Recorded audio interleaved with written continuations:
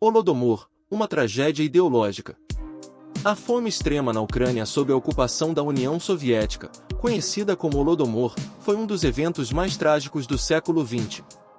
Ocorreu entre 1932 e 1933, durante o governo de Joseph Stalin, e resultou na morte de milhões de ucranianos devido à fome induzida pelas políticas do regime soviético. Aqui estão alguns pontos principais sobre o Holodomor. Contexto histórico.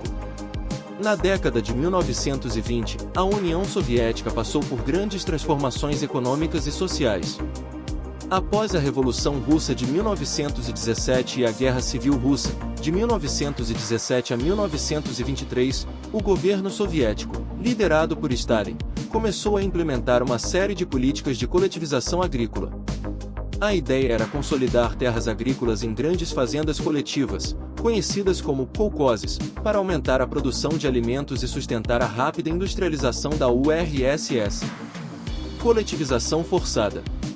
A coletivização foi imposta com brutalidade, especialmente em regiões agrícolas como a Ucrânia, onde a resistência foi significativa. Muitos camponeses ucranianos, conhecidos como kulaks, camponeses mais prósperos, resistiram à entrega de suas terras, gado e colheitas. O governo soviético os rotulou de inimigos do Estado e iniciou uma campanha de repressão, que incluía prisões, deportações e execuções em massa. Causas da fome. Diversos fatores contribuíram para a eclosão da fome. Confisco de alimentos. O governo soviético aumentou as cotas de entrega de grãos e outros alimentos dos camponeses ucranianos. Mesmo quando a produção era insuficiente, o Estado confiscava quase toda a colheita para exportação ou para alimentar as cidades soviéticas e o exército. Bloqueio de fronteiras internas. As autoridades soviéticas impediram que alimentos fossem levados para a Ucrânia ou que a população rural fugisse em busca de comida em outras regiões da URSS. Repressão violenta. Aqueles que tentavam esconder grãos ou colher alimentos das fazendas coletivas eram severamente punidos, com execuções ou deportações para campos de trabalho forçado, gulags. Consequências humanitárias. Estima-se que entre 3 a 7 milhões de ucranianos morreram de fome durante o Holodomor.